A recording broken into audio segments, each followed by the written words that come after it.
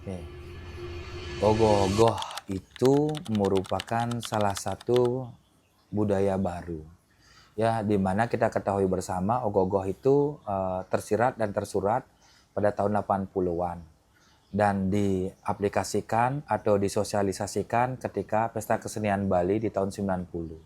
Nah, pada saat itu ogoh-ogoh itu baru diperkenalkan oleh masyarakat Bali pada khususnya, di mana ogoh-ogoh itu merupakan salah satu refleksi, cerminan bagaimana kita bisa menghargai, melestarikan kebertahanan, keberlanjutan daripada seni adat budaya agama itu sendiri.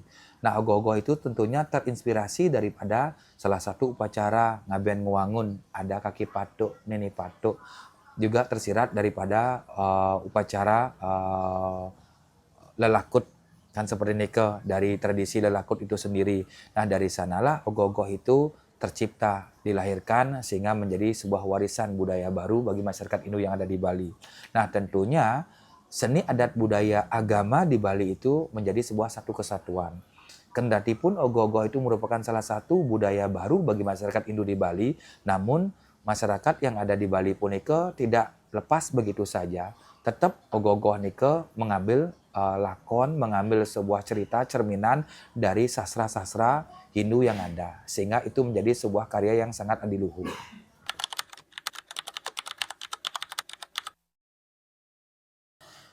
Dampak yang kita rasakan ketika ke Sango ini merupakan dampak yang sangat positif kalau kita bisa menghayati tentang nilai filosofi daripada ogoh-ogoh ini.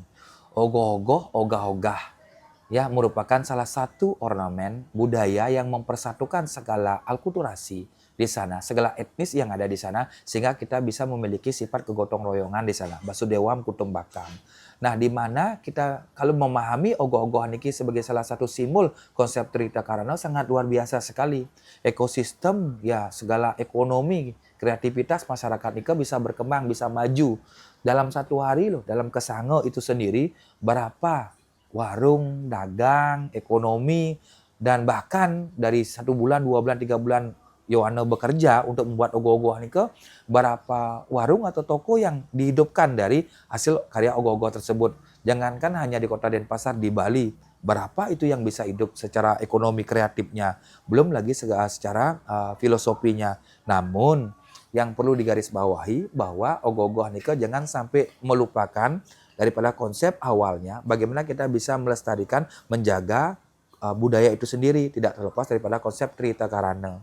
Supaya habis kita bekerja, bagaimana kita bisa memuliakan atau menjaga, melestarikan lingkungan tersebut, supaya tidak terkesan habis berkesenian, habis berbudaya, sampah ogah-ogah berserakan dan lain sebagainya. Itu yang perlu kita perhitungkan ke depan.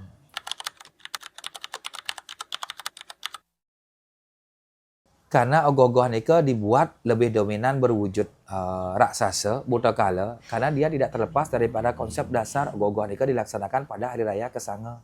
Ya kan, dimana dalam Kesango itu kita meyakini turunnya para buta, ya para raksasa ke dunia ini untuk mencari tetadahan atau mencari laba kan seperti ini ke. Oleh karena itu ogoh-ogoh dalam Kesango menika kenapa lebih cenderung berwujud raksasa, karena itu merupakan simbol cerminan sifat yang ada dalam diri manusia itu supaya bisa dikendalikan seperti ini ke. Tapi jangan salah, dengan adanya perkembangan zaman, budaya yang terus berkembang, ogoh-ogoh niko banyak yang disimbolkan baik dalam bentuk dewa, dalam bentuk kritik sosial, politik dan sebagainya seperti itu.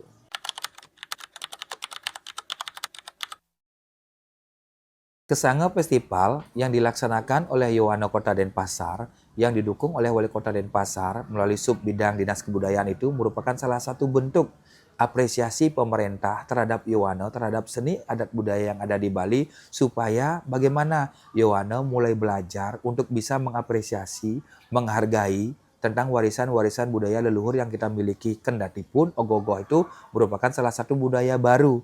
Namun secara tidak langsung bagaimana kita bisa mempertahankan keberlanjutan daripada tradisi ogoh-ogoh tersebut. Nah, dalam Kesango Festival ini merupakan salah satu wadah ruang kreativitas, memberikan kesempatan bagi seketruna-truni yang ada di Kota Denpasar untuk mengaplikasikan yang tentang nilai-nilai seni yang ada, salah satunya dalam bentuk kegiatan ogoh-ogoh tersebut. Nah, dalam kesempatan ini, Jala Sidi Suwita dibuatkan tema dalam Kesanga Festival ini dia lain bukan membatasi ruang kreativitas, tapi memberikan sebuah ruang lingkup supaya ke depannya Dewan Juri yang ditugaskan, Yohane yang membuat lomba tersebut supaya memiliki sebuah ruang lingkup untuk memudahkan, ya mempermudah para Dewan Juri untuk memberikan sebuah penilaian. Kalau tidak dibuatkan ruang lingkup, tentu siapapun yang akan menjadi juri di Kesanga Festival pasti akan menjadi kelabakan. Ini masih secara ruang lingkup yang secara umum, seperti halnya Pesta Kesenian Bali, kita buatkan Jala Sidi Suweto, kriteria memuliakan bagaimana kita bisa menghargai memuliakan air secara garis besar. Itu masih ruang lingkup yang masih umum sifatnya. Mungkin suatu ketika nanti kita akan mengadakan sebuah musyawarah mufakat, forum grup diskusi, mungkin ruang lingkup ini masih dianggap terlalu luas, kita akan persempit lagi. Karena kan salah satu contoh Banjar A dan Banjar B, satu dari segi ekonomi mungkin tidak sama. Ya kan, Banjar niki sugihan, niki mungkin ekonominya lebih di bawah, tidak menutup kemungkinan yang banyak punya duit dengan tema yang ada dia bisa membuat karya yang lebih besar. Mungkin itu menjadi sebuah pertimbangan. Jadi untuk mengawali Kesanga Festival yang keempat ini mungkin kita buatkan ruang lingkup yang seperti itu dulu, Jala Sidi Suwito. Tujuannya lah memudahkan para dewan juri, para panitia ketika diadakan sebuah lomba untuk memberikan sebuah penilaian.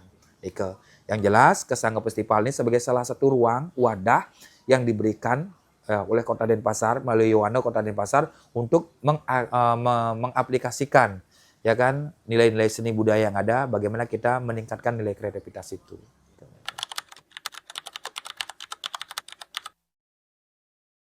Nah, dalam lomba Kesanga Festival yang diadakan oleh Yohane Kota Denpasar, tentunya semua itu berdasarkan atas kajian-kajian.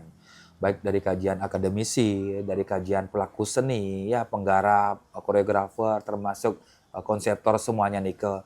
Nah, tentunya dalam penilaian ini kita buatkan ruang lingkup. Di samping tema, tentu ada satu adalah ide plastisnya. Ya, supaya pemuda itu sendiri memahami tentang apa yang dia buat. Sehingga dia tidak terkesan copy paste. Ya kan? Dia tidak sadar dan dia tidak paham, tidak mengerti apa yang dia buat. Satu ada ide plastisnya.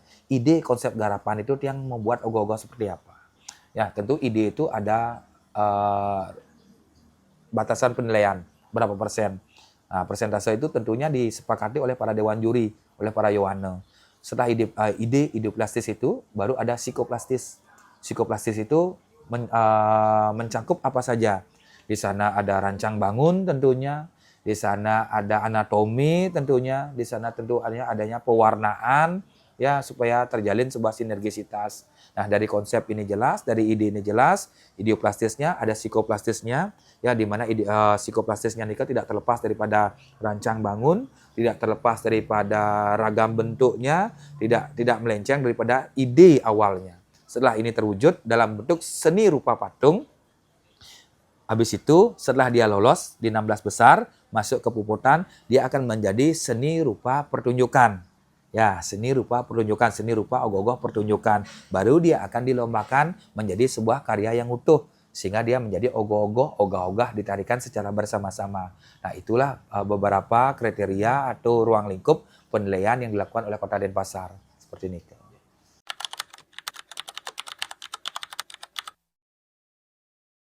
Ya, yang Tiang harapkan sih bahwa ogoh-ogoh ini bukan sebuah ajang hiporia, bukan sebuah ajang kontestasi untuk menyatakan diri bahwa karya kita yang paling baik, bukan. Tapi ogoh-ogoh ini sebagai salah satu warisan budaya modern yang kita warisi sampai saat ini yang perlu kita jaga kebertahanannya, keberlangsungannya, keberlanjutannya, di mana ogoh-ogoh ini supaya tetap dalam ajaran, aturan, nilai-nilai filosofi yang benar supaya tidak sembarangan kita membuat sebuah hasil karya.